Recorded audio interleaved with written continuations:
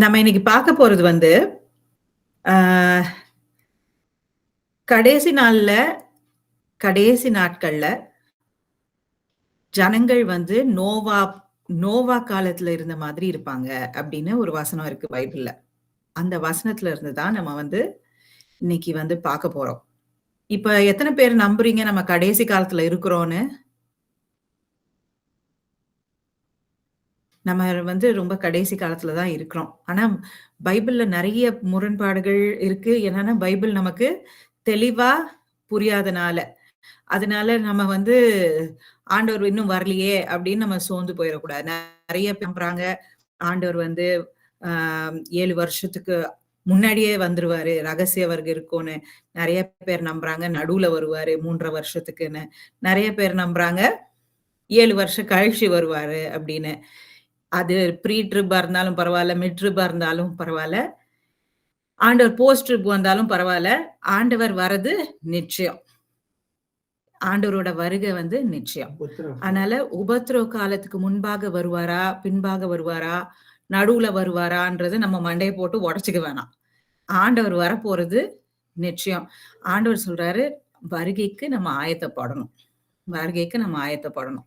இல்லன்னா, நோவா காலத்துல ஜனங்க இருந்த மாதிரி நம்ம இருந்தோம்னா, நம்ம வருகைய மிஸ் பண்ணிடுவோம்.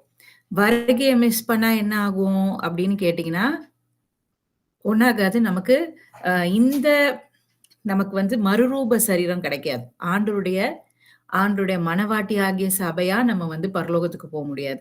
நம்ம இந்த உலகத்துல இருந்து அப்பயும் அந்தி கிறிஸ்து காலத்துக்கு அப்புறம் ஆண்டவர் வந்தாலும், நம்ம வந்து 1000 வருஷ அரசாட்சியிலயும் நம்ம வந்து மறுரூப சரீரத்துல இருக்க முடியாது.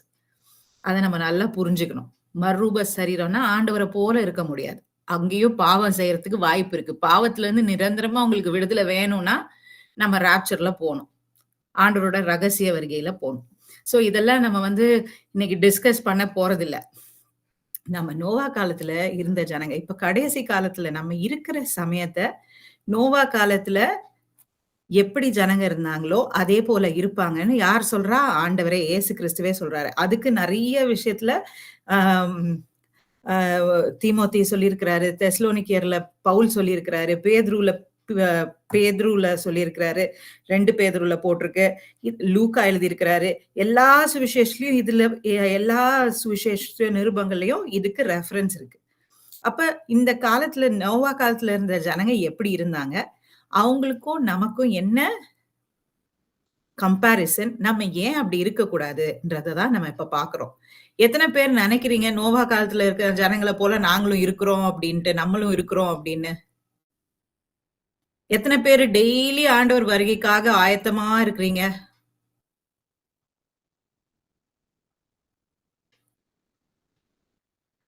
Very good. ஆண்டவர் வருகைக்காக நெறைய பேர் ஆயத்தப்பட்டுட்டு இருக்காங்க. ரொம்ப ரொம்ப சந்தோஷம். ஆனா, ஆண்டவர் வருகைக்கு மாத்திரம் நம்ம ஆயத்தப்படக்கூடாது.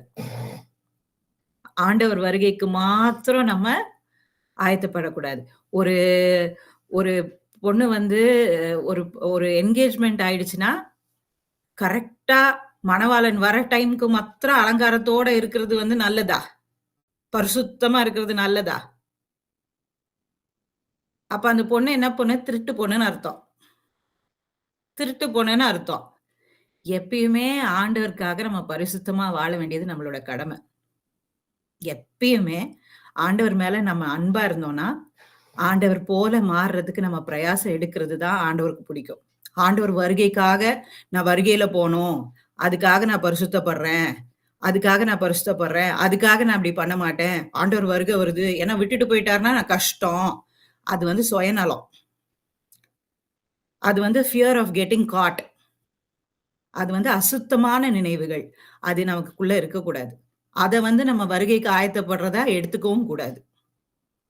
ஆண்டவர் வந்து நினையாத நிறைவுல இப்ப நான் சொல்றேன், ஆண்டவர் இன்னும் 10 வருஷம் கழிச்சு தான் வருவாரு. அப்படின்னு நான் சொன்னேன்னா, நீங்க எல்லாம் தயாராகுறத உட்டுருவீங்களா? ஆண்டவர் இப்ப வராரு, இப்ப வராரு, இப்ப வராருன்னு நாங்க பயமுறுத்தி, பயமுறுத்தி, பயமுறுத்தி உங்கள பரிசுத்தப்பட வைக்கக்கூடாது. அது கரெக்ட்டான டாக்டர்னும் கிடையாது. அது கரெக்ட்டான டாக்டர்னும் கிடையாது. பாஸ்டர் ஜெகன் சொல்றாரு, நாளைக்கு வராரு, வெள்ளை குதிரை வந்துருச்சு, ரெட் குதிரை வருது, அந்த குதிரை வருது. இதுக்காக நம்ம பரிசுத்தப்பட கூடாது. ஆண்டவருக்கு நம்ம எப்பயுமே ஆண்டவர் போல மாற ஆசைப்படணும். பரிசுத்தத்தை வாஞ்சிக்கணும். பரிசுத்தத்தை வாஞ்சிக்கணும். எத்தனை பேர் ஏசப்பா போல நான் பரிசுத்தமா இருக்கிறது எனக்கு சந்தோஷமா இருக்குன்னு நினைக்கிறீங்க? அதுதான் உண்மையான ஆயத்தம். இப்படி ஆயத்தப்படுறவங்க தான் நிலைச்சு நிக்க முடியும். இப்படி நினைச்சு உங்களை பரிசுத்தப்படுத்திக்கிறவங்க தான் உண்மையான வருகையில போவீங்க. இல்லைன்னா நம்ம ஏமாத்திட்டு தான் இருக்கிறோம்னு அர்த்தம். சோ இத நல்லா நம்ம புரிஞ்சுக்கணும். அதனால வருகை காலத்துல 2 விஷயங்கள் நம்மள தொல்லை பண்ணுமா. ஒண்ணு இந்த 2 தீமோத்தி 3:1 இப்ப படிக்க போறோம். 2 தீமோத்தி 3:1ல இருந்து படிக்க போறோம். ஒண்ணு பெர்சிக்யூஷன், அதாவது உபத்திரவம். இன்னொன்னு வஞ்சகம். மேலும் கடைசி நாட்களில் கொடிய காலங்கள் வரும் என்று அறிவாயாக. கொடிய காலங்கள் வரும் என்று நீங்க நம்பணும். கொடிய காலங்கள்ல தான் இருக்கிறோம். நம்ம மணிப்பூர் பாக்குறோம், நைஜீரியா பாக்குறோம், எங்க பார்த்தாலும் யுத்தங்கள் பாக்குறோம். பயங்கர தமிழ்நாட்டுல பெருசா நமக்கு உபத்திரம் இல்ல. ஆனா நம்ம எத்தனை பாக்குறோம். நம்ம நிறைய கிறிஸ்டியன்ஸ் அடிக்கிறதும் இது பண்றதும், ஜோ பண்ணுங்கன்னு மாத்திரம் குரூப்ல எல்லாரும் போடுறீங்க. ஆனா நமக்கு வராதனால அது நமக்கு கஷ்டமா தெரியல. ஆனா கொடிய காலங்கள் வரும். ஏன்னா பிசாசு கர்ச்சிக்கிற சிங்கம் உபத்திரவத்தை கொடுக்கும். அப்புறம் படிங்க. எப்படியெனில் மனுஷர்கள் தற்பிரியராயும் பணப்பிரியராயும் வீம்புக்காரராயும் அகந்தையுள்ளவர்களாயும் தூஷிக்கிறவர்களாயும் தாய் தகப்பன்மாருக்கு கீழ்ப்படியாதவர்களாயும் நன்றி அறியாதவர்களாயும் பரிசுத்தம் இல்லாதவர்களாயும் சுவாப அன்பில்லாதவர்களாயும் இறங்காதவர்களாயும் அவதூறு செய்கிறவர்களாயும் இச்சையடக்கம் இல்லாதவர்களாயும் கொடுமை உள்ளவர்களாயும் நல்லோரை பகிக்கிறவர்களாயும் துரோகிகளாயும் துணிகரம் உள்ளவர்களாயும் இருமாப்புள்ளவர்களாயும் தேவ பிரியராய் இராமல் சுகபோக பிரியராயும் தேவ பக்தியின் வேஷத்தை தரித்து அதின் பலனை மறுதளிக்கிறவர்களாயும் இருப்பார்கள். இது எல்லாத்தையும் ஒரு சமரைஸ் பண்ணா மனுஷர் 4 விதமா பிரிச்சிருக்கிறாங்க. எப்படின்னா, ஒண்ணு பண ஆசை உள்ளவங்களா இருப்பாங்களாம். மனுஷர் எப்படி பண ஆசை. எத்தனை பேர் கை தூக்க முடியாது பண ஆசையே இல்லைன்னு? நமக்கு எல்லாருக்கும் பணம் வேணும். வாழ்றதுக்கு பணம் வேணும். எனக்கு பண ஆசையே இல்லைன்னு சொன்னீங்கன்னா அது தப்பு. ஆனா பணத்து மேல ஃபுல் நாட்டமும் ஒரு வசனம் இருக்கு. நம்ம இருதயம் எங்க இருக்குமோ அங்கதான் நம்மளுடைய பொக்கிஷம் எங்க இருக்குமோ அங்கதான் நம்மளுடைய இருதயமும் இருக்கும் அப்படின்னு. அது போல நம்மளோட நம்பிக்கை பணத்து மேல இருக்கக்கூடாது.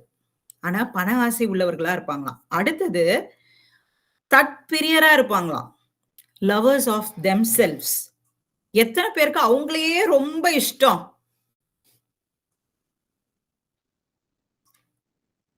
யாருக்குமே இல்லையா? உங்களையே இஷ்டம் கிடையாதா? அப்புறம் எதுக்குமா வருகையில போனோம்? நான் போயிடணும், என்ன விட்டுட்டு போயிடாதீங்க அப்படின்னு சொல்லிட்டு தற்பிரியர் இல்லைன்னு சொல்ல முடியாது. தற்பிரியரா இருக்கிறோம்னா யார் என்ன சொன்னாலும் எனக்கு கோவப்படக்கூடாது. யார் என்ன வருத்தப்படுத்தினாலும் உங்களுக்கு கோவம் வரக்கூடாது. தற்பிரியரா இல்லைன்னா, ஏன்னா தன்னைத்தானே வெறுக்கணும்னா ஆண்டவர் அததான் சொன்னாரு. ஆண்டவரை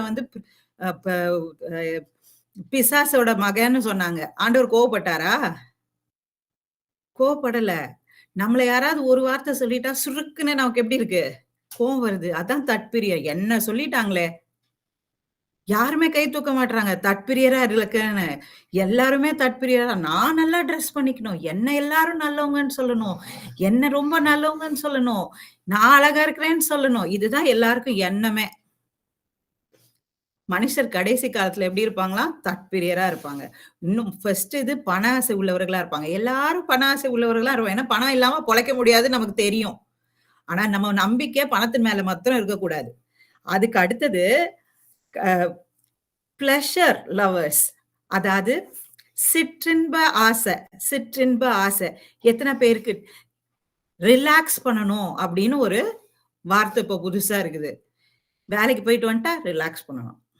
ரிலாக்ஸ் எப்படி பண்றது? ஏதாவது பார்க்கணும். ரிலாக்ஸ் என்ன பண்றது? ஃபோன்ல ஏதாவது பார்க்கணும். இல்ல கதை பேசணும். இல்ல ஏதாவது போய் ரிலாக்ஸ் பண்ணிக்கணும். Entertainment lovers. ஏதாவது சர்ச்ல வந்து பைபிள் ஸ்டடி போர் அடிக்கும். சரியா? ஆனா இங்கேயே ஒரு ராக் ஷோவோ, இல்ல எத்தனை பேர் பாட்டு கேட்கிறீங்க? பாட்டு கேட்கிறீங்க. ஆண்டவர் பாட்டாவே இருக்கட்டும். மெசேஜ் கேட்கறது ஜாஸ்தியா? பாட்டு கேட்கறது ஜாஸ்தியா? பாட்டு கேட்கறது தான் ஜாஸ்தி. ஏன்னா சந்தோஷமா இருக்கணும். என்டர்டெயின்மென்ட் வேணும். ஆண்டவர பத்தினா கூட என்டர்டெயின்மென்ட் வேணும் மனுஷருக்கு. Lovers of entertainment, lovers of pleasure. இதுதான். இல்லன்னா ஒண்ணுமே இல்லனாலும் தப்பு கிடையாது. ஆனா வந்து நான் வெறும் சாப்பாட்டு வீடியோவா பார்ப்பேன். எத்தனை பேர் வெறும் சாப்பாட்டு வீடியோவா பார்த்துட்டு இருக்கீங்க? இது குக்கிங் சேனல். இங்க எங்க ஹோட்டல் போலாம்? அங்க என்ன பண்ணலாம்? இங்க என்ன சாப்பிடலாம்? இதெல்லாம் நேச்சுரலா இந்த காலத்துல இதெல்லாம் முன்னாடி காலத்துல கிடையாது. முன்னாடி காலத்துல இது கிடையாது. இல்லன்னா ஏதாவது ஒரு சீரியல். ஏதாவது ஒரு சீரியல். வீட்டுக்கு வந்துட்டா ஏதாவது ஒரு சீரியல் போட்டு அது பாட்டுக்கு ஓடிக்கிட்டே இருக்கும். இது எதுவுமே பண்ணலன்னா நாய வளர்க்கறது. அதுக்கு குழந்தை மாரி காதுல கம்மல போட்டு வச்சுக்கிட்டு, அதுக்கு முடிய கட்டி விட்டுக்கிட்டு lovers of entertainment. Lovers of entertainment. ஏன்னா லவர்ஸ் ஆஃப் பிளஷர். தங்களுக்கு என்ன சந்தோஷம் குடுக்குதோ அது பண்றோம். இதுதான் ஆண்டவர் சொல்றாரு. ஆனா கடைசில இன்னொரு குரூப் இருக்காங்க. அவங்க யாருன்னா லவர்ஸ் ஆஃப் காட். நீங்க நினைக்கலாம் இதெல்லாம் வந்து தப்பு கிடையாதே. ஆமா நாய் வளர்க்கறது கிடையாது. எனக்கு கூட ரொம்ப பிடிக்கும் நாய் வளர்க்கறது. நாய் வளர்க்கறது தப்பே கிடையாது. ஆனா அதுலயே உங்க நாட்டம் போயிடக்கூடாது. ஆண்டவருடைய அன்புல இருந்து நம்மள அத பிரிச்சுதுன்னா, ஆண்டவருக்கு கொடுக்க வேண்டிய டைம அது திருடுச்சுன்னா, உங்க ஃபோன் திருடுச்சுன்னா, அது உங்களுக்கு தவறா போயிடும். அது நம்மளோட டைம திருடிடும். அது ஆண்டவருடைய பாட்டாவே இருக்கட்டுமே. நீங்க உங்களுடைய ஜெபம் பண்ற டைம் அது திருடிடுச்சுன்னா, ஆண்டவருடைய பாட்டு தான் இருக்கும். வெறும் துதி பாட்டா தான் நீங்க கேட்பீங்க. நீங்க முதல்ல வந்து ஒரு ஒருத்தர் பாடுறது கேட்பீங்க, அடுத்தது பாடுறது கேட்பீங்க, பிளேலிஸ்ட் கேட்டுக்கிட்டே இருப்பீங்க. ஆண்டவர் பாட்டு தான் கேட்கிறேன் நானு. சினிமா பாட்டுலாம் கேட்கிறதே இல்ல. ஆனா அது உங்க ஜெப நேரத்த திருடிடுச்சுன்னா, அதுவுமே உங்களுக்கு ஆபத்தா முடிஞ்சு போயிரும். அது நீங்க வேத வாசிப்ப குறைச்சிருச்சுன்னா, நீங்க ஆண்டவர் சொல்றத கேட்கிற டைம குறைச்சிருச்சுன்னா, ஏன்னா இதுல நான் ரொம்ப பாடுபட்டுருக்கேன். ஆண்டவர் பாட்டு தான் கேட்கிறேன் அப்படின்னு சொல்லிட்டு மணிக்கணக்கா டைம் போயிரும். அதுக்கப்புறம் கடைசியில தூங்குறதுக்கு முன்னாடி ஒரு 10 நிமிஷம் ஜெபம் பண்ணிட்டு படுப்போம். அது ஆண்டவருக்கு பிடிக்காது. ஆண்டவருக்கும் நமக்கும் ஒரு உறவு ஏற்படணும்னா, நம்ம ஆண்டவருடைய சமூகத்துல, ஆண்டவருடைய பாதத்துல உட்காரணும். அதுதான் அவர் சொல்றாரு. மார்த்தா பண்ணது எதுவுமே தப்பு கிடையாது. மார்த்தா வீட்டுக்கு தான் சமைச்சா. பிள்ளைகளுக்காக தான் சமைச்சா. வீட்ட தான் கிளீன் பண்ணா. ஆனா ஆண்டவர் கிட்ட அவர் பாதத்துல உட்கார்றது தான் நல்ல பங்குன்னு ஆண்டவர் தெரிஞ்சுக்கிட்டாரு. நம்ம பிள்ளைகளுக்காக நம்ம உட்கார்ந்து பிள்ளைகள் கிட்ட பேசணும். நெறைய பேரண்ட்ஸ் பிள்ளைகள் பேசலன்னா கவலையே இல்ல. ஐயா நல்லதா போச்சு. நல்லதா போச்சு. பேசி தொலையலன்னா நல்லதா போச்சு. பிரச்சனை ஓஞ்சுது. அப்படின்னு உட்டுறது. அது கரெக்ட்டானது இல்ல. ஏன்? எதுக்கு? உட்கார்ந்து பிள்ளைங்ககிட்ட பேசுங்க. சும்மா இது பண்ணுங்க. காரியத்த அங்க உட்கார்ந்து செலவிடுங்க. பிள்ளைங்கள்ட்ட பைபிள் படிச்சு காட்டுங்க. அதுதான் ரொம்ப முக்கியம். சோ இந்த மாரி தான் இந்த 4 வகையில தான் ஜனங்க இந்த காலத்துல இருப்பாங்களாம். எத தற்பிரியராக இருப்பாங்க, பணப்பிரியரா இருப்பாங்க, சிற்றின்ப பிரியரா இருப்பாங்க. ஆண்டவருடைய பிரியரா இருக்க மாட்டாங்க. ஏன்னா ஆண்டவருடைய காரியங்கள் போர் அடிக்கும். ஆண்டவருடைய காரியங்கள் உட்கார்ந்து ஜெபம் பண்றது, பைபிள் படிக்கிறது இதெல்லாம் போர் அடிக்கும். உட்கார்ந்து எல்லாம் ரொம்ப நேரம் ஃபோன பார்த்துட்டு, ரொம்ப நேரம் மத்த காரியத்த செய்துட்டு, உட்கார்ந்து ஜெபம் பண்ணலான்னா என்ன பண்ணும்? கண்ண மூடுனோனே என்ன ஆகும்? தூக்கம் தான் வரும். கண்ண மூடுனாலே என்ன ஆகும்? தூக்கம் தான் வரும். எத்தன பேரு உட்கார்ந்துட்டு ஜெபம் பண்றேன் தூங்குறீங்க? என் பையன் ஃபோட்டோலாம் எடுத்து வச்சிருக்கிறான். எங்க வீட்ல ஃபோட்டோ வாய திறந்துட்டு பொளந்துட்டு தூங்குற ஃபோட்டோலாம் எடுத்து வச்சிருக்கிறாங்க. ஏன்னா சொல்றேன் இதுக்கு காரணம் என்னன்னு தெரியுமா? ஆண்டவர் குடுக்க வேண்டிய சமயத்த குடுக்கறது கிடையாது. ஜோம் பண்ற உட்காந்துட்டு அப்படியே என்னன்னா டைமை வந்து மத்த காரியங்கள்ல நம்ம ஸ்பெண்ட் பண்ணணும். இதுதான் கடைசி காலத்தோட இஃபெக்ட். கடைசி காலத்தோட இஃபெக்ட் என்னன்னா நம்ம வாயை பொழந்துட்டு தூங்குற நேரத்துல ஆண்டவர் வந்துட்டு போயிருவாரு. ஆண்டவர் வந்துட்டு போயிருவாரு. அதுதான் இங்க இப்ப இதே தான் கேக்குறாங்க மத்தேயு 24ல நம்மள மாதிரியே தான். ஆண்டவரே நீங்க எப்ப வருவீங்க அப்படின்ட்டு இந்த சீஷர்கள் என்ன பண்றாங்க கேக்குறாங்க. சீஷர்கள் கேட்கும்போது ஆண்டவர் 24ல கேட்கும்போது நிறைய விஷயங்கள் சொல்றாரு. யுத்தங்கள் நடக்கும், எர்த்குவேக் வரும், அது வரும், இது வரும், அதெல்லாம் நம்ம பார்த்துட்டோம். ஆனா இன்னொன்னு சொல்றாரு, அப்ப முடிவு வராது அப்படின்னு சொல்றாரு. அப்ப முடிவு வராது. ஆனா கடைசி காலத்துல ஜனங்க எப்படி இருப்பாங்க?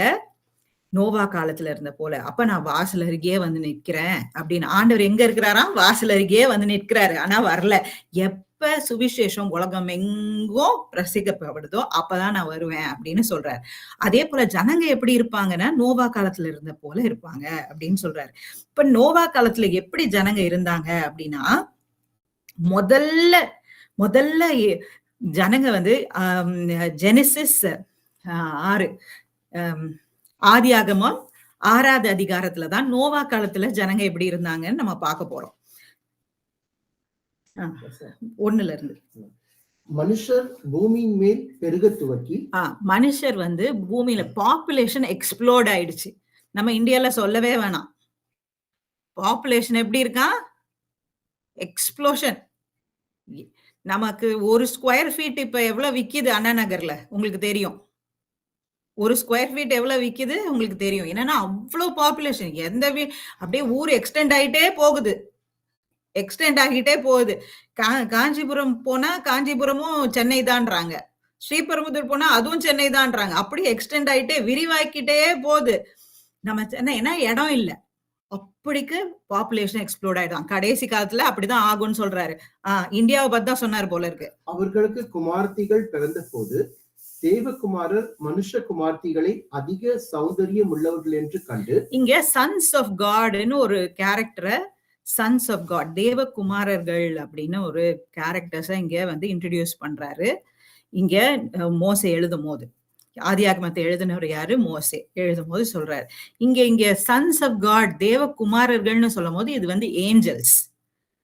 யாரு வந்து ஆண்டவரால தன்னோட கையினால சிருஷ்டிக்கப்பட்டாங்களோ அவங்களதான் தேவகுமாரர்கள் அப்படின்னு சொல்ல. யோபோட புத்தகத்துல பாத்தீங்கன்னா தேவகுமாரர்கள். ஓல்ட் டெஸ்ட்மெண்ட்ல பிறந்தவங்க யாருமே தேவகுமாரர்கள் இல்ல. ஆனா உங்களையும் என்னையும் ஆண்டவர் வந்து தேவகுமாரர்னு சொல்லியிருப்பாரு. ஏன்னா நம்ம ஆண்டவரால ரட்சிக்கப்பட்டு நம்ம மறுபடியும் பிறந்த அப்புறம் நம்முள்ள ஆண்டவர் அவருடைய கிரியையை செய்யறாரு. ஆண்டவர் இல்லாம நம்மளால பரிசுத்தமா வாழ முடியாது. அதனால நீங்களும் நானும் தேவபுத்திரர். நம்ம தான் புதிய ஏற்பாட்டு நியூ கவர்னன்ட்ல வரவங்க தான் புதிய ஏற்பாட்டுக்கு அப்புறம் இயேசு கிறிஸ்துக்கு அப்புறம் பிறந்தவங்க அத்தனை பேரும் ரட்சிக்கப்பட்டு ஆண்டவரால திரும்ப மறுபடியும் பிறந்திருந்தோம்னா நம்ம யாரு ஆயிடுவோம்? தேவகுமாரர்கள் ஆயிடுவோம். ஆனா இந்த இடத்துல சொல்ற ஆதியாகமத்துல சொல்ற தேவகுமாரர்கள் ஏஞ்சல்ஸ். இவங்க என்ன பண்றாங்கன்னா ஸ்திரீகளை பார்த்து அவங்க மேல வந்து இச்சப்பட்டு அவங்க கூட வந்து அவங்கள வந்து கல்யாணம் பண்றாங்க. அவர்களுக்குள்ளே தங்களுக்கு பெண்களை கொண்டார்கள். இப்ப இந்த தேவகுமார்களுக்கு வந்து ஸ்திரீகளை வந்து மனம் பண்றதுனால இங்க வந்து ஆண்டவருக்கு விரோதமா பாவம் செய்யறாங்க. அதே போல இந்த இடத்துல இங்க என்ன வந்து மோசே எழுதுறாருன்னா கடைசி காலத்துல இச்சை நிறைந்தவர்களா மனுஷர்கள் இருப்பாங்க. இப்ப நம்ம படம் எல்லாம் வருது. நம்ம எத்தனை பேரு படம் பாக்குறோம்னு எனக்கு தெரியல. ஆனா நம்ம கிறிஸ்தவர்கள் படம் பார்க்க கூடாது. ஏன்னா படம் மூவிஸ் எல்லாமே வந்து டிவில போடுறது எல்லாமே வந்து இச்சையை தோன்ற விஷயங்கள் தான். இப்ப இது அதை வந்து குளோரிஃபை பண்ணி காட்டுறாங்க. அது ஏதோ ஒரு நல்லது போல குளோரிஃபை பண்ணி காட்டுறாங்க. நம்ம அதுல இருந்து நம்ம தப்பிக்கணும்னா இந்த மாதிரி காரியங்களை நம்ம பார்க்க கூடாது, கேட்க கூடாது, அது கிட்ட கூட போக கூடாது. அப்படி இருந்தாதான் நம்ம பரிசுத்தமா இருக்க முடியும். இதுக்கு எதுக்கு இவ்வளவு ஹைப்புன்னு நமக்கு தெரியவே இல்லை. ஆனாலும் எல்லாம் சுத்தி செக்ஷுவல் இம்மாராலிட்டி தான். அதே போலதான் நோவா காலத்துல நடந்திருக்கு. எங்க பார்த்தாலும் அசிங்கத்தை பத்தி அததான் குளோரிஃபை பண்ணி அழகா காட்டுறது. மனுஷனோட இச்சையை தூண்டுற மாதிரி. அதுதான் அங்க நோவா காலத்துல முதல்ல நடந்த காரியம். அதே போலதான் லூக்கா 17:24 பாத்தீங்கன்னா அதே நடந்தது லோத்தோட காரியம். நோவா காலத்துல நடந்த காரியமோ லோத்தோட காரியங்கள்ல நடக்கிறதும் ஒன்னேதான். ஆனா எல்லாமே அழிவுக்கு முன்னாடி. இப்பயும் கடைசி காலத்துல வந்திருக்கோம். கடைசி காலத்துல பாத்தீங்கன்னா ரொம்ப ரொம்ப ரொம்ப அக்கிரமங்கள் தான். இந்த மாதிரி செக்ஷுவல் இம்மாராலிட்டி பெருகி போய் நடந்துட்டு இருக்கு. இது வந்து ஆண்டவருக்கு பிடிக்காத ஒரு இது. நம்ம ஒருவேளை அந்த மாதிரி பாவங்கள்ல நம்ம உடன்பாடு இல்லாம இருக்கலாம். ஆனா இந்த பாவத்தை பரவாயில்ல அப்படின்னு நீங்க பாத்தீங்கன்னா, இந்த பாவத்தை பரவாயில்ல படம் தானே, கொஞ்ச நேரம் ஜாலியா இருக்கு பாக்கலாம் அப்படின்ட்டு நீங்க போயிட்டு பாத்தீங்கன்னா, அப்படி சொல்றவங்க எப்படின்னா ஏசாவை போல ஜனங்க. ஏவாள் என்ன பண்ணா? அந்த பழத்தின் மேல கண்களின் இச்சை. அந்த பழத்தின் மேல அந்த பிசாசு என்ன சொல்லுச்சு? அதான் சொன்னேன் முதல்ல, கடைசி காலத்துல பிசாசு 2 வகையில நம்மள ஏமாத்தி போடும். ஒண்ணு, நம்மள உபத்திரவப்படுத்தி ஆண்டவரை விட்டு ஓட வச்சிரும். உபத்திரவப்படுத்தும். பயங்கர உபத்திரவத்துக்குள்ள ஏதாவது அந்தி கிறிஸ்து உபத்திரவம் பண்ணுவான், இல்ல நம்ம குடும்பத்துல உபத்திரவம் வரும், இல்ல ஏதாவது ஒரு பிரச்சனையில நம்மள ஆண்டவரை விட்டு ஓட வச்சிருவான். இல்லனா நம்மள வஞ்சித்து ஆண்டவரை விட்டு போக வச்சிருவான். நம்மள வஞ்சகமா ஆண்டவரை விட்டு போக வைக்கிறது இந்த மாதிரி அற்ப காரியங்கள்ல தான். அதான் சொன்னேனே, நமக்கு சிற்றின்ப பிரியர்கள். எத்தனை பேர் நான் படமே பாக்குறது இல்ல? மற்ற கை தூக்குங்க பாப்போம். படமே நான் பாக்குறது இல்ல. Very good. படம் கிறிஸ்டியன்ஸ் பார்க்க கூடாது. நான் ஏமாந்து போனா பரவாயில்ல அப்படின்னு நினைச்சீங்கன்னா பாருங்க. ஏன்னா பிசாசோட முதல் வெப்பன் ஆஃப் டிசெப்ஷன் படம் தான். படம் மாத்திரம் இல்ல, யூடியூப் ரீல்ஸ், இப்பதான் டிக்டாக் அது இதுன்னு வருதே, எல்லாமே டிசெப்ஷன் தான். ஏன் இந்த இடத்துல ஏசாவை போலன்னா, ஏசாவும் ஏவாளையும் கம்பேர் பண்ணி சொல்றாங்கன்னா, ஏவாளும் ஒரு சின்ன ஒரு அப்ப சந்தோஷம் எப்படி இருக்குன்னு பாக்கணும் அவளுக்கு, அவ்வளவுதான். அவ ஏமாந்து போனது கான்செப்ட் ஒண்ணும் பெரிய விஷயம்லாம் இல்ல. அந்த ஃப்ரூட் எப்படி இருக்குன்னு பாக்குற ஒரு கியூரியாசிட்டி தான். அதனால என்ன ஆச்சு? இன்னைக்கு வரைக்கும் நம்ம கஷ்டப்பட்டுட்டு இருக்கோம். மனித குலத்துக்கே என்ன பண்ணிட்டா? பாவத்தை கொண்டு வந்து விட்டுட்டா. அதே போல ஏசா ஒரு சூப்புக்காக, ஒரு சின்ன ஒரு போல் ஆஃப் சூப்புக்காக தன்னுடைய புத்திர சுவீகாரத்தையே வித்துட்டானா. புத்திர சுவீகாரம்னா என்னன்னா, அந்த காலத்துல முதல் பசங்களுக்கு தான் எல்லாமே கொடுப்பாங்க. எல்லா சொத்தும் அவங்களுக்கு தான். 2வது பையனுக்கு அதுல 1/3 தான் கிடைக்குமா. 1/2 கூட கிடையாது, 1/3 தான் கிடைக்குமா. அப்ப யாக்கோபுக்கு ரொம்ப கம்மியா கிடைச்சிருக்கும். ஒரு சூப்புக்காக அவன் என்ன பண்ணா? அதை வித்துட்டான். ஏன் ஆண்டவர் அதை அவ்வளவு பெரிய காரியமா பார்த்தாருன்னா, ஒரு சூப்புக்காக தன்னுடைய எல்லா புத்திர ஸ்வீகாரத்தை வித்து போடுறவன் தன்னுடைய சந்ததிய அவன் பரிசுத்தமா வளர்க்கவே முடியாது என்று அவன் மேல இருக்கிற நம்பிக்கை போய் தான் ஆண்டவர் அவனை வெறுத்தார். நம்ம ஒரு சின்ன காரியத்துக்காக, ஒரு சின்ன சந்தோஷம், ஒரு அற்ப சந்தோஷத்துக்காக நம்ம ஆண்டவரை மறுதளிச்சிட்டோம்னா, ஆண்டவர் வேணான்னு நினைச்சிட்டு அதை திரும்ப அந்த பாவத்தை செய்தோம்னா, ஆண்டவர் திரும்ப திரும்ப திரும்ப திரும்ப நம்ம கிட்ட பேசியும், பண்ணாதீங்க, போன்ல மத்தவங்களை பத்தி பேசாதீங்க, மத்தவங்க கிட்ட இப்படி போய் பேசாதீங்க, ஏமாத்தாதீங்க, ஆண்டவர் பேசிக்கிட்டே இருப்பாரு. டிவி பார்க்காதீங்க, தேவையில்லாத மனுஷர்கிட்ட பேசாதீங்க, இவங்க கிட்ட இங்க போகாதீங்க, சொல்லிக்கிட்டே இருப்பாரு. நம்ம திரும்ப திரும்ப பண்ணிட்டு ஆண்டவரே சாரி, ஆண்டவரே சாரி, ஆண்டவரே சாரி, ஆண்டவரே சாரி அப்படின்னு நம்ம கேட்டுக்கிட்டே இருந்தோம்னா, இந்த நோவா காலத்துல என்ன ஆகுது? ஆண்டவர் ரொம்ப நாள் நம்ம கூட சண்டை போட்டுட்டே இருக்க மாட்டாராம். பரிசுத்தாவியானவர் தான் அந்த உணர்வும் நமக்கு கொடுக்கிறாரு. ஆண்டவரே சாரின்னு நம்ம கேட்கிறோம்னா நமக்கு உணர்வு இருக்குன்னு அர்த்தம். நம்ம பண்ற தப்பு உணர்வு இருக்குன்னு தெரியும். அந்த உணர்வை கூட ஆண்டவர் ரொம்ப நாள் பொறுத்துட்டே இருக்க மாட்டார். எப்பயுமே என்னுடைய ஆவி மனுஷன் கூட சண்டை போட்டுக்கிட்டே இருக்காது. நோவா காலத்துல என்ன பண்ணாரு? டைம் எக்கச்சக்கமா குடுத்தாரு. எடுக்கவே செய்துட்டு இருந்தாங்க. தப்பு செய்துகிட்டே இருந்தாங்க. ஒரு நாள் என்ன ஆச்சு? பிரளயம் வந்து எல்லாத்தையும் வாரிட்டு போயிடுச்சு. அதே போலதான் ஆண்டவரோட வருகையும் இருக்கும். அதே போலதான் நம்ம நினையாத வேலையில நம்ம நினைப்போம், இன்னைக்கு ஒரு நாள் தானே பாத்துரலாம். இன்னைக்கு கொஞ்ச நேரம் தானே போயிட்டு வந்துரலாம். கொஞ்ச நேரம் தானே. இது பரவால்ல. ஆண்டவர் தப்பா நினைக்க மாட்டாரு. இதுதானே பண்றோம். பரவால்ல. அப்படின்னு நமக்கு அத ஆண்டவர் பேச, பேச, பேச, பேச நம்ம துணிகரமா பண்ணிக்கிட்டே இருந்தோம்னா, திடீர்னுட்டு சோதோம் குமாராவ அழிச்சு போட்ட ஆண்டவர் நோவா காலத்துல ஏசாவ போல, ஏவாள போல சின்ன காரியத்துக்காக காம்ப்ரமைஸ் பண்ணாதீங்க. ஏன்னா நீங்க காம்ப்ரமைஸ் பண்ற காரியம் பெருசு. நம்ம ஆண்டவரோட இருக்கிற வேண்டிய நித்தியத்தை காம்ப்ரமைஸ் பண்றோம்.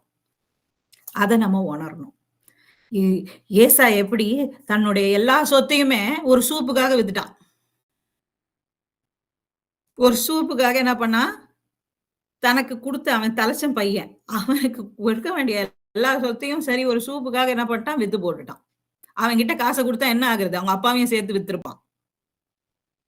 அதனாலதான் ஆண்டவர் அவனை வெறுத்தாரு. அதே போல நம்மளும் ஒரு சின்ன சுகபோக ஆசைக்காக ஆண்டவரை வேண்டான்னு நம்ம சொல்லிட்டோம்னா, நம்ம கிறிஸ்தவர்கள் வந்து நம்ம ஒரு பெரிய தப்பெல்லாம் பண்ண போறது கிடையாது. ஆனா சின்ன சின்ன காரியத்துல நம்ம உண்மையா இருக்கிறோமான்னு ஆண்டவர் பார்ப்பார். ஒரு சூப்புக்காக ஆண்டு வித்து போகுமா? ஒரு தேவையில்லாத காரியத்துக்காக ஆண்டவர் நிக்க வேண்டிய இடத்துக்கு ஆண்டவருக்காக நிக்கலையா? இததான் ஆண்டவர் நம்ம கிட்ட எதிர்பார்க்கிறார். அடுத்தது அதுதான் ஃபர்ஸ்ட் காரியம் வந்து சின்னுக்கு ஓகே சொல்லவே சொல்லாதீங்க. ஆண்டவர் நம்மகிட்ட பேசினார்னா, நமக்கு அது தப்பா பட்டுச்சுன்னா, அது கிட்ட கூட நம்ம போகக்கூடாது. கிட்ட கூட போகக்கூடாது. நானும் எத்தனையோ தடவை சொல்லுவேன். ஆனா டைம் இதுல உட்காந்து வேஸ்ட் பண்ணிடுவேன். பட் ஆனா அது தப்பு.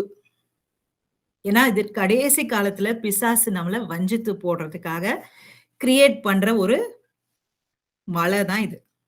அதுல நம்ம இன்னைக்கு கேட்கிறோம். இன்னைக்கு ஆண்டவருடைய வார்த்தையை கேட்கிறோம். நம்ம என்ன பண்ணணும்? தமிழ்ல சொல்லுவாங்களே, உஷாரா இருக்கணும். நம்ம என்ன பண்ணணும்? நம்ம தெளிவா இருக்கணும். இல்லன்னா நம்ம வஞ்சித்து போகப்படுறோம். இந்த இத படிங்க.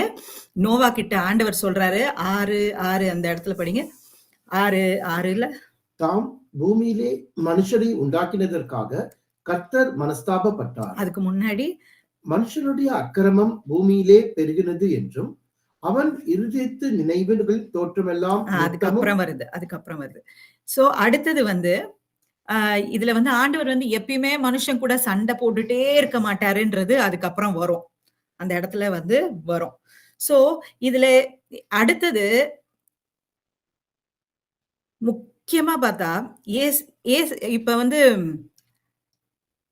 அவங்க எல்லாமே அவங்களுடைய நினைவுகள் எல்லாமே அவங்களுடைய சித்தத்தின்படி செய்தாங்க. அவங்க ஆசைப்பட்டதை செய்தாங்க.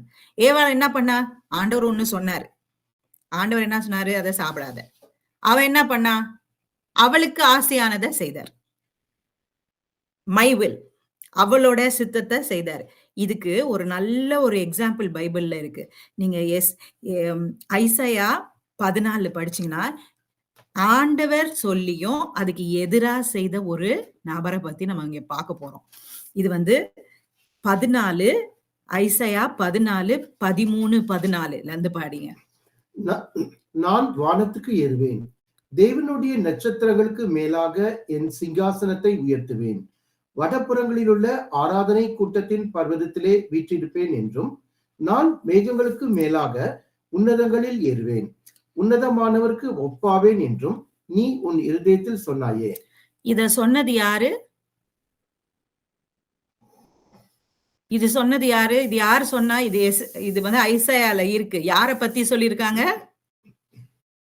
லூசிஃபரை பத்தி, பிசாச பத்தி சொல்லியிருக்கு. இதுல திரும்ப திரும்ப வந்த வார்த்தை ஒண்ணுதான். என்ன சொல்லுங்க? திரும்ப திரும்ப வந்த வார்த்தை ஒன்னேதான்.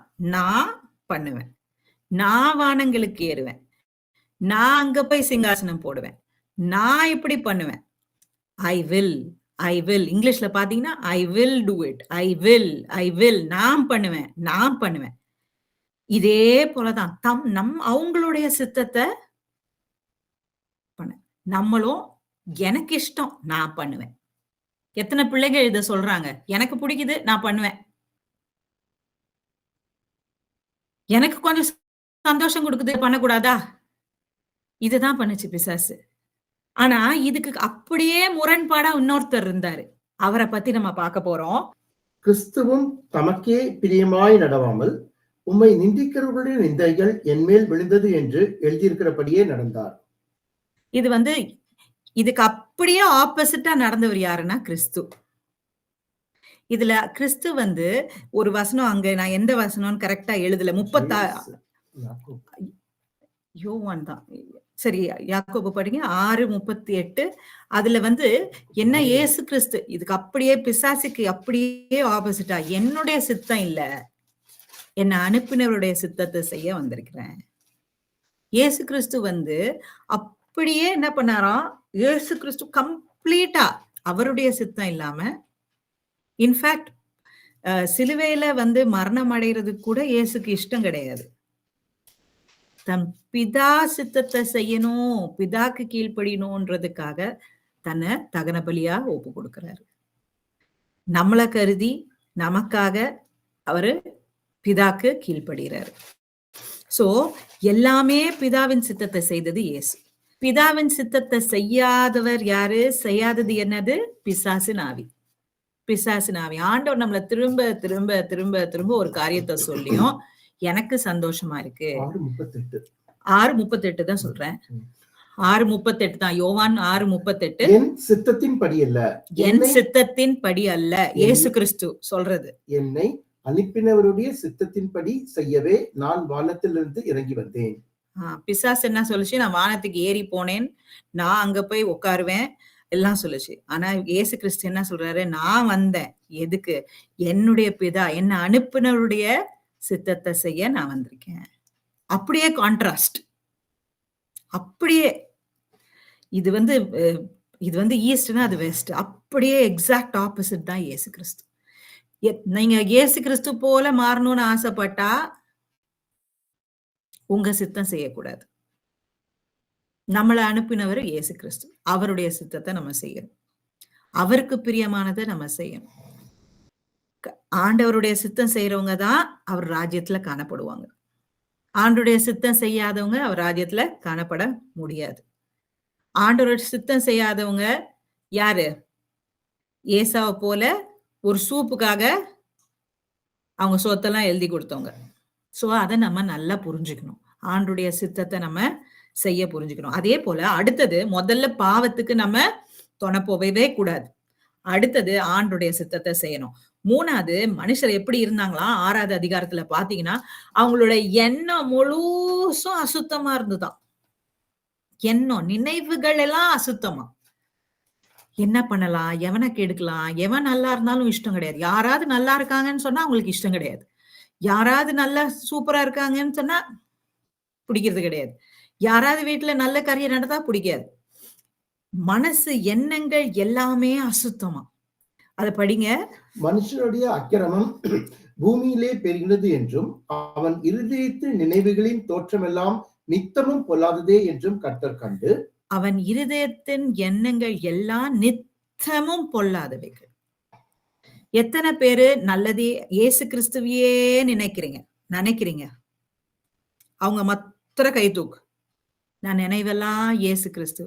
அதனாலதான் தாவீது சொல்றாரு, கர்த்தரை என் முன்பாகவே வைத்திருக்கிறேன், அவர் என் வலது பக்கத்திலேயே இருக்கிறனால நான் அசைக்கப்படுவதில்லை. எப்பயுமே இயேசு கிறிஸ்துவ நம்ம சிந்தையில நிறுத்தணும். இயேசு கிறிஸ்துவ நம்ம சிந்தையில நிறுத்தணும். அவர் வசனங்களை சிந்தையில நிறைக்கணும். அப்படி இருந்தா மாத்திரம்தான் நம்ம நினைவுகள் பொல்லாதவைகளா இருக்காது. ஏன்னா மனுஷனோட நினைவுகள் எல்லாம், நீங்களா இருந்தாலும் சரி, நானா இருந்தாலும் சரி, நல்லதையே நினைக்க முடியாது. என்னடா இப்படி சொல்றாளே, அதுதான் மனுஷர். நல்லது நினைக்க முடியாது. நம்மளுடைய எண்ணங்கள் தீயவைகள். இயேசு கிறிஸ்து இல்லாத சிந்தனைகள் எல்லாமே தீயவைகள் தான். அவரை பற்றி நினைக்கணும். அவரை போல நினைக்கணும். அவரை முன்பாக நிறுத்தணும். இப்படி நினைக்காதவங்களுடைய எல்லா நினைவுகளும் அசுத்தம் உள்ளவைகள் தான். இந்த இடத்துல அதுதான். அதனால அவங்களுடைய நித்தமும் மனுஷரோட நினைவுகள் எப்படி இருந்ததா? அசுத்தம் உள்ள நினைவுகள். நீங்க நினைக்கலாம் நிறைய பேரு இயேசுவே தெரியாது. ஆனா அவங்க ரொம்ப நல்லவங்க. எப்படி நினைச்சிருக்கீங்க? எத்தனை பேர் நினைச்சிருக்கீங்க? என் ஃப்ரெண்ட் இந்து தான். ஆனா ரொம்ப நல்லவங்க. நினைச்சிருக்கீங்களா? அவங்க ஆண்டவரே இயேசு கிறிஸ்துவ தெரியாது அவங்களுக்கு. அவங்க கிறிஸ்டியன் இல்ல. ஆனா ரொம்ப நல்லவங்க அப்படின்னு நினைச்சிருக்கீங்களா? அவங்க பார்க்கறதுக்கு ரொம்ப நல்லவங்களா நமக்கு தெரியலாம். ஆனா பைபிள் சொல்லுது, மனுஷனோட சிந்தனைகள் நித்தமும் எப்படியா? அசுத்தம் உள்ளவைகள். இயேசு கிறிஸ்து இல்லாத எந்த சிந்தனையும் பரிசுத்தம் உள்ளது கிடையாது. இயேசு கிறிஸ்துவ போல நம்ம சிந்திக்கணும்னா, அவருடைய ஆவி இருந்தாதான் அவரை போல சிந்திக்க முடியும். அவரை நம்ம முன்பாக வைத்தாதான் நம்ம அவரை போல சிந்திக்க முடியும். இது ரொம்ப முக்கியம். அதனாலதான் வசனம் சொல்லுது, நல்லதையே நினைக்கணும். ஏசப்பாவே நினைக்கணும். மேலானதையே நினைக்கணும். நினைவுகள் எல்லாம் அவரை நிறையணும். என் இருதய தாவீது சொல்றாரு, என் இருதயத்தின் தியானமும், என் வாயின் வார்த்தையும், என் இருதயத்தின் தியானமும் உங்க சமூகத்தில் பிரீதியா இருக்கணும்னு. ஏன்னா அவருக்கு தெரியும். நான் அவரு அதை கேட்கலன்னா அவருடைய நினைவு எப்படி இருக்குமா? அசுத்தம் உள்ளவைகள் தான். நம்ம நிறைய நம்ம சும்மா உட்கார்ந்து யோசிக்கும் போது, அன்னைக்கு அப்படி செய்தாங்கல்ல, அவங்க இப்படி பண்ணாங்கல்ல, அவங்க செய்த காரியங்கள்லாம் அசுத்தமா அவங்க செய்த காரியங்கள்லாம் நமக்கு ஞாபகம் வரும். அவங்கள நம்ம துரோகம் பண்ணது, நம்மள அப்படி ட்ரீட் பண்ணது, அவங்க அப்படி பேசுனது, இது மாரி காரியங்கள் எல்லாம் தான் மனுஷனுக்கு ஞாபகம் வந்துட்டு இருக்கும். இயேசு கிறிஸ்து வரும்போது, அப்பா நீங்க என்ன மன்னிச்சீங்கல்ல, அவங்களெல்லாம் நான் மன்னிச்சுட்டேன். அப்பதான் அவங்கள மன்னிக்க முடியும். அப்பதான் நம்ம அவர் போல மாற முடியும். அதுதான் அங்க சொல்றாரு. இப்படி இருக்கறனால அடுத்தது படிங்க. அங்க 6 இது என்ன பண்ணுச்சாம்? கர்த்தர் மனஸ்தாபப்பட்டார். மனுஷன் வந்து இப்படி பொல்லாங்கே யோசித்துக்கிட்டு ஆண்டவர் அவர் கூட நடக்க வேண்டிய மனுஷன் பொல்லாங்கே யோசித்துக்கிட்டு நினைவெல்லாம் சுத்தமா இருக்குதாம். இப்படி இப்படி நான் ஒரு மனுஷனை உருவாக்கிட்டேன்னா ஆண்டவர் என்ன பண்ணாராம்?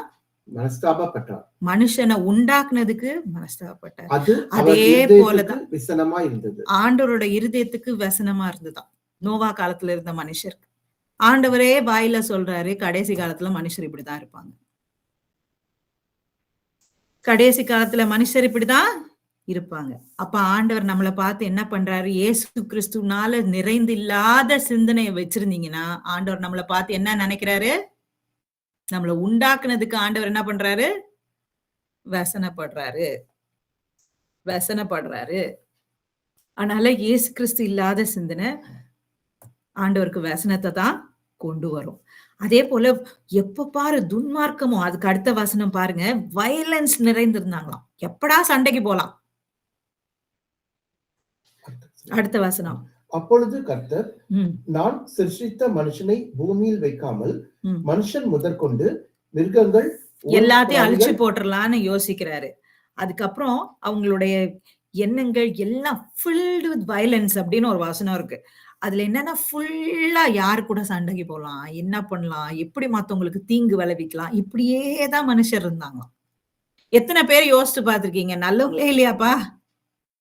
எல்லாரும் நம்ம கிட்ட சண்டைக்கு வராங்களே, எத்தனை பேர் அதை யோசிக்கிறீங்க? எல்லாரோடையும் பிரச்சனையாவே இருக்கே.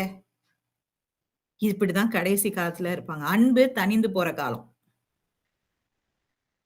ஒருத்தவங்க வருத்தப்படுறாங்கன்னா அதை பத்தி கவலையே கிடையாது இன்னொருத்தவங்களுக்கு. வீட்டுக்குள்ள கூட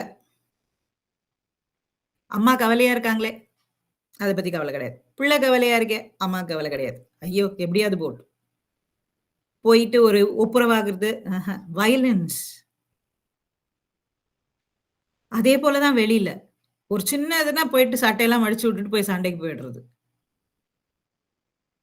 இதுதான் கடைசி காலத்துல பீப்புளோட மென்டாலிட்டி. இப்படி இருக்கிறனாலதான் யுத்தங்கள், செய்திகள் எல்லாத்தையும் பாக்குறோம் நம்ம. ஒரு சின்ன இடத்துக்காக இஸ்ரேலும் பாலஸ்தீனும் என்ன பண்றாங்க? பாலஸ்தீனும் அடிச்சுக்கிட்டு சின்ன சின்ன குழந்தைங்களுக்கு மேலலாம் குண்டு போட்டுட்டு இருக்காங்க. சின்ன சின்ன காரியங்களுக்காக சண்டை. இது வந்து மனுஷரோட இது. ஆண்டவருக்கு குடுக்க வேண்டிய டைம் இல்ல. ஆனா, இப்படி இருந்த காலத்திலயும் ஒரே ஒரு மனுஷன் இருக்கிறார். ஒரே ஒரு மனுஷர் இருக்கிறார். அவர் யாருன்னா நோவா. இப்படி இருந்த நாள்லயும் ஒரே ஒருத்தர் ஆண்டவர தேடுறாரு. நோவாக்கு ஆண்டவர் கண்கள்ல பரிசுத்தமா நடக்கிறதுக்கு தயவு கிடைச்சது அப்படின்னு ஒரு வசனம் இருக்கு. அதை படிங்க.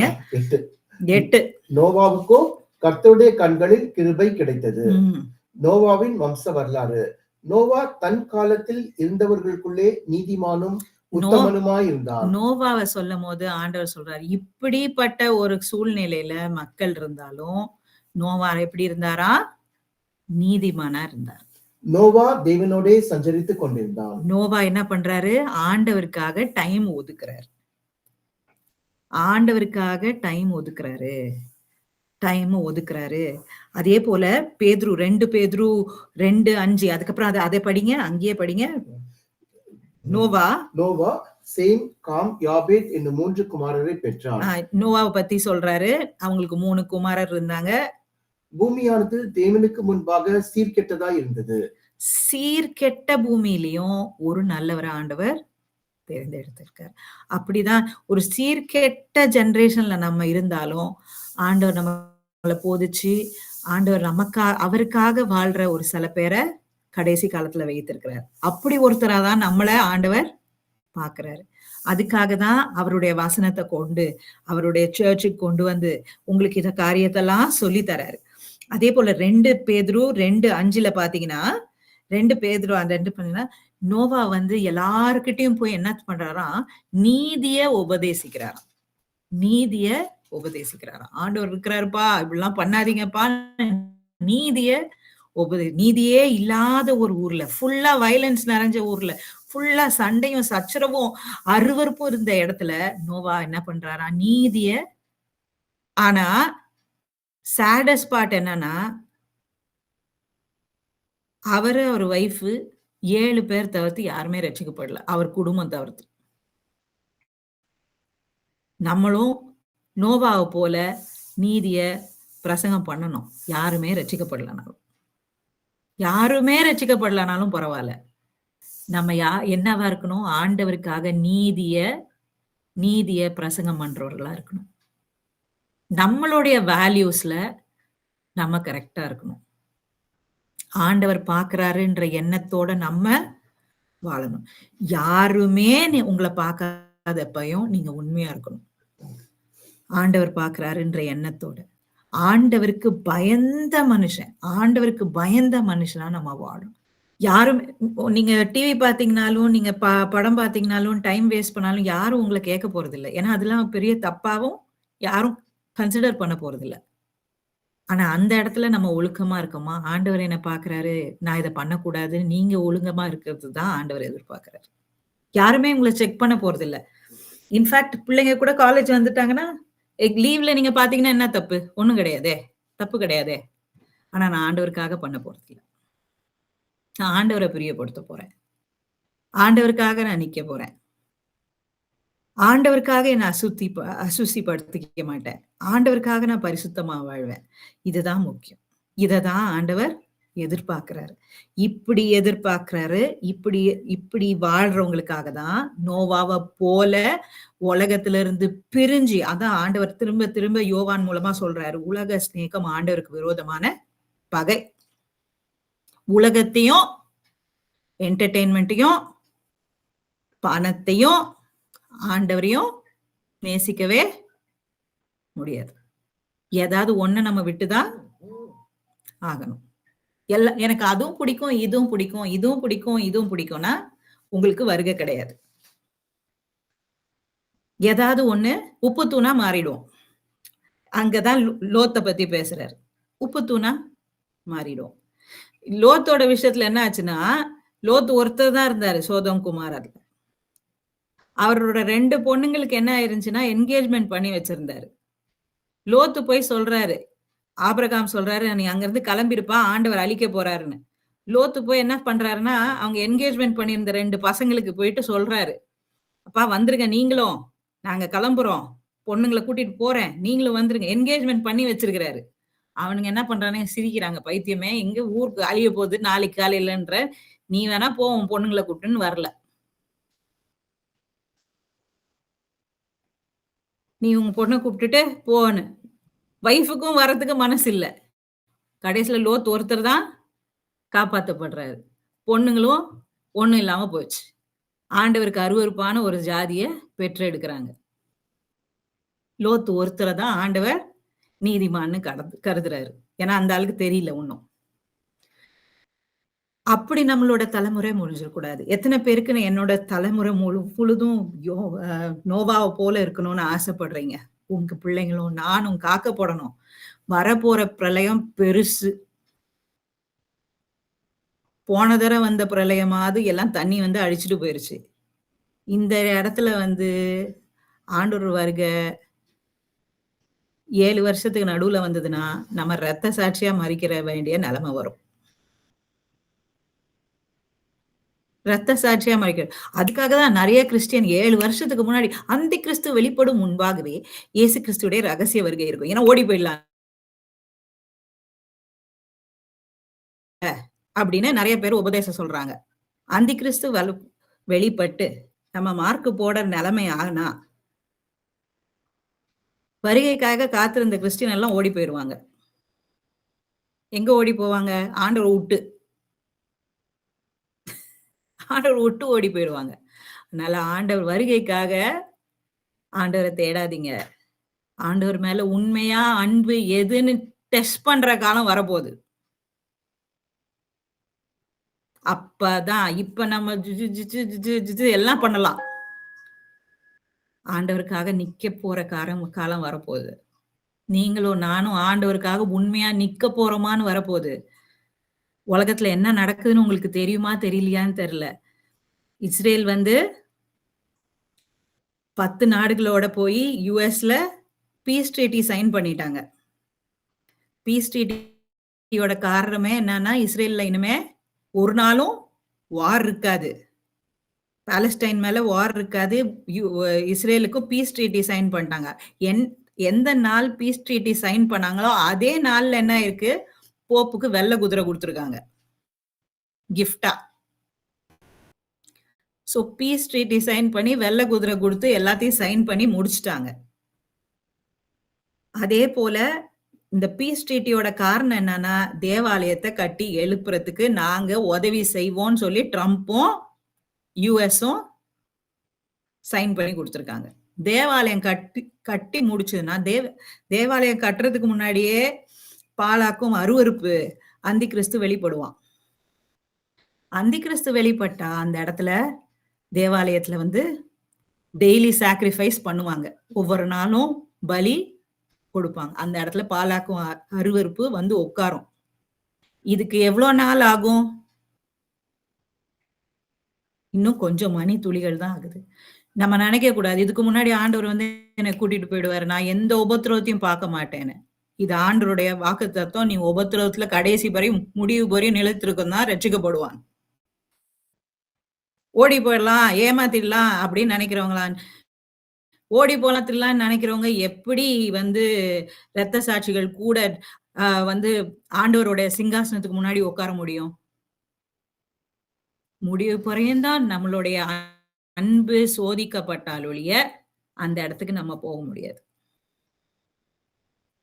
ஆண்டவர் எல்லாத்தையும் நிதானமா நிறுத்தி எது உண்மை எது பொய்ன்னு பாக்குற ஆண்டவர். நம்மளுடைய பரிசுத்தத்தையும் நம்மளுடைய விசுவாசத்தையும் ஆண்டவர் பொன்னை போல புடமிட்டு பாப்பாராம். இது நிக்கிதா, இது செல்லுமா, இது செல்லாதான்னு. உங்களை மாத்திரம் இல்ல, என்னையும் தான் சேர்த்து சொல்றேன். இது செல்லுமா, இது செல்லாதா, இது வாய்தானா, இது ஜஸ்ட் வாய்தானா எல்லாம் பாப்பார். அதுக்கு நம்ம தயாராகணும். நோவா காலத்துல அப்படியேதான் ஆச்சு. சொல்லிக்கிட்டே இருந்தாரு. இப்பயும் சொல்றாங்க உலகம் அழிய போகுது, இந்த உலகமும் வானமும் பூமி ஒளிந்து போகும். ஆனாலும் நமக்கு வீடு வாங்குறதுலயும் காசு சேர்க்கறதுலயும் ஆசை போல. ஆனா நான் நோவா போல பரிசுத்தமா இருக்கிறேன்னு சொல்லிக்கிறோம். அப்ப சொன்ன அதே கதை தான் இப்பயும் சொல்றாங்க. இன்னும் உலகம் இருக்காது. நோவாவும் அதே தான் சொன்னார். இன்னும் கொஞ்ச நாள்ல வெள்ளம் வருதுடா. இது மேலலாம் ஆசைப்படாத அப்படின்னு சொல்லிட்டு தான் பிரசங்கம் பண்ணாரு. அதே தான் நம்மளும் பிரசங்கம் பண்றோம். ஆனா நமக்கும் அது மேல இருக்கிற ஆசை போல. நம்ம கண்ண மூடி கண்ண திறக்கிறதுக்குள்ள காரியங்கள் நடந்து போயிரும். அதனால இதுக்காக ஆண்டவர தேடாதீங்க. ஆண்டவர் பரிசுத்தர். அவர போல மாறணும். ஆண்டவர் மேல ஜென்யூனா அன்பு வைங்க. நமக்கு யாருமே நம்மள நேசிக்காத, தகுதி இல்லாத நம்ம ஆண்டவர் நினைத்தாரு. எல்லாரும் வெறுத்தாலும் ஆண்டவர் நம்மள வெறுக்க மாட்டாரு. ஆண்டவருக்காக, இயேசுநாதருக்காக நான் நிக்கலாமா? வேண்டாமா? நீங்க முடிவு பண்ணணும். இயேசுநாதருக்காக நான் செத்தாலும் நிப்பேன். அவர் எனக்காக எவ்வளவோ செய்திருக்கிறாரு. அவர் வொர்த்துன்னு நீங்க ஃபீல் பண்ணணும். வருகைக்காக இல்ல. அவர் வொர்த்துப்பா. அவர் வொர்த்து.